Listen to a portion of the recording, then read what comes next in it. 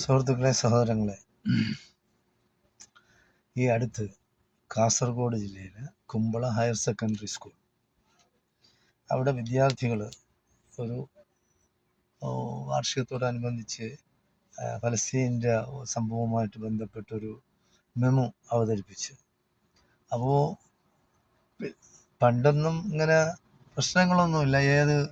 ആവിഷ്കാര സ്വാതന്ത്ര്യം എന്ന് പറയുന്ന പോലെ അവർക്ക് ഇഷ്ടമുള്ള പിള്ളേരുടെ ഇഷ്ടമുള്ള സഭ്യമായ രീതിയിൽ എന്തും അവതരിപ്പിക്കാൻ ആരും കയറി ഇടപെടില്ല. ഒരു അധ്യാപകൻ അവനൊക്കെ RSSകാരാണ്. എന്തായാലും അവന് കുരു പൊട്ടിയിട്ട് ഉടനെ തന്നെ അവർ അവതരിപ്പിച്ചുകൊണ്ടിരുന്ന സ്റ്റേജിൽ അവൻ കർട്ടനിട്ടു. അവൻ അധ്യാപകനാണ്, ഏത് തെണ്ടിയാണ് ഇവനെയൊക്കെയാണ് അധ്യാപകരാക്കി വയ്ക്കുന്നത്. ഒരു വിഷകല, മറ്റേ അല്ലാത്ത കല. അപ്പോൾ ഇങ്ങനെയുള്ള ഒരു അധ്യാപകരായ എങ്ങനെ ഇരിക്കും? ഏതായാലും ശരി, അത് പ്രശ്നമായി. വിദ്യാർത്ഥികൾ പ്രശ്നങ്ങളുണ്ടാക്കി. അത് വിദ്യാഭ്യാസ മന്ത്രിക്ക് കംപ്ലൈൻറ്റ് ചെയ്തു. അപ്പോൾ വിദ്യാഭ്യാസ മന്ത്രി എന്ന് പറയുന്ന പഴയ SFIക്കാരനാണ് ശിവൻകുട്ടി ഉടനെ ഇടപെട്ടു.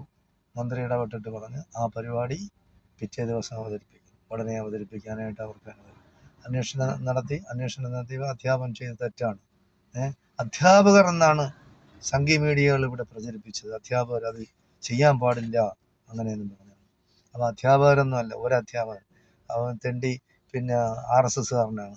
അപ്പോൾ അവൻ എന്ന് പറയുന്ന രാഷ്ട്രത്തിൽ രാഷ്ട്രം എന്താണെന്ന, രാജ്യം എന്താണെന്ന ഒന്നും ബോധമില്ലാത്തവന്മാരാണല്ലോ, സംഘികളല്ലേ. പണ്ട് ബ്രിട്ടീഷുകാരുടെ ഷൂ നോക്കി ജീവിച്ചവരല്ലേ.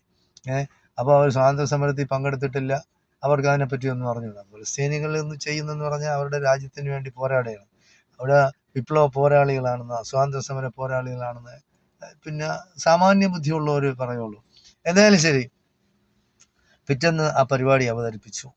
ഗംഭീരമായിരുന്നു. അപ്പോൾ എല്ലാ ഭാഗത്തു നിന്നും ശിവൻകുട്ടിക്ക് അഭിനന്ദനങ്ങളുണ്ടായി. കാര്യം ഒരു മന്ത്രി ഇടപെട്ട് നടത്തിയല്ലോ, വിദ്യാർത്ഥികൾക്കും ആഹ്ലാദമായി. അപ്പോൾ ഇവിടെ കുറേ നിഷ്പക്ഷമതികളായ രാഷ്ട്രീയ നിരീക്ഷകന്മാരുണ്ട് കേരളത്തിൽ. അവന്മാരുടെ ഉള്ളിലിരിപ്പെന്ന് പറയുന്നത് സംഘിത്തരമാണ്. ആ സംഘിയാണ് പറയുന്നത് മന്ത്രി ശിവൻകുട്ടി ചെയ്തത് ശുദ്ധ വിവരക്കേടാണെന്ന്. ശ്രീജിത്ത് പണിക്കര് അവൻ വലിയ നിഷ്പക്ഷമതിയാണ്. അവൻ നിഷ്പക്ഷം എന്താണ്? അവൻ 1ാം ക്ലാസ് സംഖ്യയാണ്. കാക്കി ഇട്ടിട്ടില്ല എന്നേ ഉള്ളൂ. അപ്പോൾ ജനങ്ങളുടെ വിഡ്ഢിയാക്കുകയാണ് അവൻ പറയാണ് അത് ശുദ്ധ തെമ്മാടിത്തരം, ശുദ്ധ വിവരക്കേടാണ്. അവൻ എന്ത് പണിക്കരാണ് എന്ന് എനിക്കറിഞ്ഞൂടാ. എന്തായാലും അവൻ സ്വർണ്ണപ്പണിക്കരാണ്, മരപ്പണിക്കാരനാണ്. മരപ്പണിക്കരും ആണോ സ്വർണ്ണപ്പണിക്കരാണോ? ഇനി അല്ലാതെ അലക്കുകാർ വേറൊരു പണിക്കരുണ്ട്, ആ പണിക്കനാണ്. എന്തായാലും ശരി, നീ ഏത് പണിക്കനാണ് നീ ആദ്യം വ്യക്തമാക്കുക. അപ്പം നീ കാണിക്കുന്ന സംഘിത്തരത്തിന് നീ സംഘിയാണെന്ന് പറയാൻ നിനക്കെന്ത്? നീ തന്തയ്ക്ക് പറഞ്ഞവനാണെങ്കിൽ നീ പറയണം ഞാൻ സംഘിയെ സപ്പോർട്ട് ചെയ്യുന്നവനാണ്. അല്ലാതെ നിഷ്പക്ഷമതിയാണെന്ന് നീ ഒരു കാരണവശാലും പറയരുത്. നീ അത് നല്ല തന്തയ്ക്ക് പറഞ്ഞവനാണെങ്കിൽ നീ പറയണം, ആണത്തം വേണം. കാരണം എന്ന് പറയുന്നത് നിനക്ക് മീശയില്ല, നീ ആണും പെണ്ണും കെട്ടവനാണ്. ഈ ആണും പെണ്ണും കെട്ടവന്മാരെ ഞങ്ങൾ എന്താണ് വിളിക്കുന്നത്? കൂസന്മാരെന്ന് വിളിക്കും. കാര്യം അവന് സ്വന്തമായിട്ട് ഒരു അഭിപ്രായമില്ല. സംഘികൾ പറയുന്ന കാര്യങ്ങൾ വന്നിരുന്ന് ചാനലിൽ ഇരുന്ന് പറയുന്ന സ്വഭാവമാണ് ഈ ആണത്തമില്ലായ്മ. അപ്പോൾ ഈ കൂസന്മാരാണെന്ന് പറയും, ഹിജറകളെന്ന് വേണമെങ്കിൽ പറയും. കാര്യം ആണും പെണ്ണും കെട്ട ഇപ്പോഴാണ് അതൊക്കെ പറയുന്നത്. എന്നാലും ശരി, സംഘിത്തരം വിളമ്പുന്നതിനൊക്കെ ഒരു മര്യാദയുണ്ട്. പിള്ളേരെ കാര്യങ്ങളിൽ ഇടപെടാൻ നീ ആരാണ്? വിദ്യാഭ്യാസ മന്ത്രി വിദ്യാഭ്യാസ കാര്യം ചെയ്യും. വിദ്യാഭ്യാസത്തിന്റെ കാര്യങ്ങൾ കൈകാര്യം ചെയ്യുന്ന മന്ത്രിക്ക് അറിയാതെ. നിന്നെപ്പോലെയുള്ള ചെറ്റകളൊന്നും അല്ലല്ലോ വിദ്യാഭ്യാസത്തിൽ മന്ത്രിയായിട്ടിരിക്കുന്ന. അപ്പം നീ ചെയ്യാനുള്ള നീ സംഖ്യയായിട്ട് നീ വിദ്യാഭ്യാസ മന്ത്രിയാവും, MLA ആവും, അല്ലെങ്കിൽ ഏതെങ്കിലും ഒരു ജനപ്രതിനിധിയെങ്കിലും ആവും. രാഷ്ട്രീയത്തിലൊന്നും നീ ഇടപെടണ്ട. നീ പറയുന്ന അനുസരിച്ചാ ഇവിടെയുള്ള കേരളത്തിലെ സംഘികൾ പറയുന്നത് അനുസരിച്ചല്ല ഇവിടുത്തെ വിദ്യാഭ്യാസ വകുപ്പ്. നിങ്ങൾ പല വിദ്യാഭ്യാസ വകുപ്പിലും വിദ്യാഭ്യാസ കാര്യങ്ങളിലൊക്കെ കൈകാര്യം ചെയ്യുന്നുണ്ട്, നിങ്ങൾ കൈകടത്തുന്നുണ്ട്. അത് പാടില്ല, ഇത് പാടില്ല. ഇന്ത്യയുടെ ചരിത്രം തന്നെ, അല്ലെങ്കിൽ കേരള ചരിത്രം തന്നെ നിങ്ങൾ മാറ്റി എഴുതാൻ നിങ്ങൾ ശ്രമിക്കുന്നുണ്ട്. അതൊന്നും ഇവിടെ വില പോവില്ല. വിദ്യാസമ്പന്നരായ, സംസ്കാര സമ്പന്നരായ, മതേതരത്വവാദികളായ കേരളീയർക്ക് നിന്നെയൊക്കെ പറ്റി നല്ല ബോധമുണ്ട്. അതുകൊണ്ടാണല്ലോ ഇവിടെ ഒരു സീറ്റും കിട്ടാത്തത്. അപ്പം നീ തെണ്ടിത്തരം വന്നിരുന്ന് ചാനലിൽ പറഞ്ഞ് കേരളത്തിലെ അന്തരീക്ഷം മലീമസമാക്കരുത്. നിനക്കെല്ലാം ഉള്ളതെന്ന് പറഞ്ഞാൽ വിദ്വേഷവും വെറുപ്പും മാത്രമാണ്. സൗഹാർദ്ദവും സ്നേഹവും അനുകമ്പയും നന്മയും ഒന്നും ഇല്ലാത്ത വർഗമാണ്. ഫലസ്തീനെ സപ്പോർട്ട് ചെയ്യുന്നതിൽ നിനക്കെന്ത് കുരുപൊട്ടുന്നത്?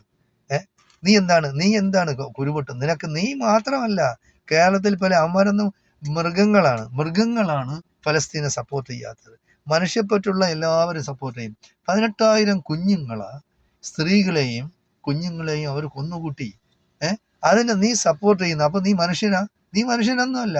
നീയൊക്കെ എന്ന് പറയുന്ന മൃഗത്തിന് തുല്യമാണ്. മൃഗത്തിന്റെ താഴെയാണ് നീയല്ല. അപ്പോൾ നീ മനസ്സിലാക്കാനുള്ളത്, കേരളത്തിൽ നിന്റെയൊന്നും കളി നടക്കില്ല. അപ്പോൾ അതിന് നിഷ്പക്ഷമതികളാണെന്നും പറഞ്ഞ് വന്നിരുന്ന ചാനലിൽ നീ ചർച്ച ചെയ്യരുത്. ചാനലിൽ ചർച്ച ചെയ്യരുത്. നിന്റെ പല്ലടിച്ച് പൊഴിക്കുന്ന ആളുകൾ. അപ്പോൾ വിവരക്കേടും പിന്നെ അതും ഇതും വന്നിരുന്ന് ചാനലിൽ പറയരുത്. നിനക്ക് നീ പറ്റിയതെന്ന് പറഞ്ഞാൽ നീ പറ, ഞാൻ സംഘിയാണ്, ഞാൻ സംഘപരിവാറിനെ സപ്പോർട്ട് ചെയ്യുന്ന. അല്ലാതെ സംഘപരിവാറിനെ സപ്പോർട്ട് ചെയ്യുന്നതും കുറെ കാസക്കാരും അല്ലാതെ ഇവിടെ കേരളത്തിലായിരുന്നാലും ശരി, ഇന്ത്യയിലായിരുന്നാലും ശരി, പ്രധാനമന്ത്രി മോഡി പോലും പലസ്തീനാണ് സപ്പോർട്ട് ചെയ്യുന്നത്. അയാൾ ചെയ്യുന്നുണ്ട്. പലസ്തീനിലേക്ക് ആഹാരം കൊടുക്കും, ഇസ്രയേലിന് ആയുധം കൊടുക്കും. അതാണ്. എന്നാലും ശരി, ലോകത്തിന്റെ മുന്നിൽ അയാൾ പലസ്തീനെ സപ്പോർട്ട് ചെയ്യുന്നതാണ്. ഇപ്പോഴായിരുന്നാലും 142 രാജ്യങ്ങൾ പിന്നെ സപ്പോർട്ട് ചെയ്താണ് UN പ്രമേയം പാസ്സാക്കിയത്. അതിൽ ഇന്ത്യ ഉണ്ടായിരുന്നു. കാര്യം ഇന്ത്യയുടെ ചരിത്രം എടുത്ത് പരിശോധിച്ചാൽ നിനക്കൊക്കെ മനസ്സിലാവും. ഇപ്പോഴാണ് ഈ സംഖ്യകൾ ഭരിക്കാൻ കയറിയതിനു ശേഷമാണ് ഒരു സംശയം, ജനാധിപത്യത്തിനോ പിന്നെ സ്വാതന്ത്ര്യത്തിനോ വേണ്ടി പോരാടുന്നവർക്ക് നമ്മൾ സപ്പോർട്ട് ചെയ്യണോ എന്നുള്ളത്. അതൊരു സംശയം നിങ്ങൾക്കുണ്ട്. അപ്പോൾ എന്തായാലും ശരി, നീയൊക്കെ മനസ്സിലാക്കി പെരുമാറണമെന്നാണ് എനിക്ക് പറയാനുള്ളത്. കൂടുതലായിട്ട് വന്നിരുന്ന് വീമ്പിളക്കരുത്. ഞങ്ങൾ പിന്നെ നിഷ്പക്ഷമതികളാണെന്ന്. ഓക്കെ, അപ്പം നിന്റെയൊക്കെ നിഷ്പക്ഷം ഞങ്ങൾക്ക് മനസ്സിലാവും. സൂക്ഷിച്ചും കണ്ടും പിന്നെ സംസാരിക്കുന്നതാണ് നിനക്കെല്ലാം നല്ലത്. കൂടുതലൊന്നും നിന്റെയൊന്നും കളി വില പോകില്ല. ഓക്കെ, അപ്പോൾ വെറുപ്പും വിദ്വേഷവും ഇല്ലാത്ത, സൗഹാർദ്ദത്തിൽ കഴിയുന്ന, സ്നേഹത്തിൽ കഴിയുന്ന അങ്ങനെയുള്ള ഒരു കേരള സമൂഹം ഉണ്ടാവണം. പരസ്പര സ്നേഹവും വിശ്വാസവും ആത്മാർത്ഥതയും അങ്ങനെയുള്ള ഒരു സമൂഹം കേരളത്തിൽ ഉടലെടുത്ത് വരണം. ഇങ്ങനെയുള്ള ചെറ്റകളെ നമ്മൾ മനഃപൂർവ്വമായിട്ട് ഒറ്റപ്പെടുത്തണമെന്നാണ് എനിക്ക് കേരള സമൂഹത്തോട് പറയാനുള്ളത്. നിങ്ങളെല്ലാവരും നമ്മുടെ കേരളത്തിൻ്റെയും ഭാരതത്തിൻ്റെയും അല്ലെങ്കിൽ ഇന്ത്യയുടെയും ഉയർച്ചയ്ക്ക് വേണ്ടി നമ്മളെല്ലാം ഒത്തൊരുമിച്ച് പ്രവർത്തിക്കണം. എങ്കിലേ നമ്മുടെ രാജ്യം പുഷ്ടിപ്പെടുകയുള്ളൂ, നമ്മളെ രാജ്യം അഭിവൃദ്ധിപ്പെടുകയുള്ളൂ എന്ന് പറയാനാണ് ഈ സമയം ഞാൻ വിനിയോഗിക്കുന്നത്. നന്ദി, നമസ്കാരം. ജയ് ഹിന്ദ്, ജയ് ഭാരത്.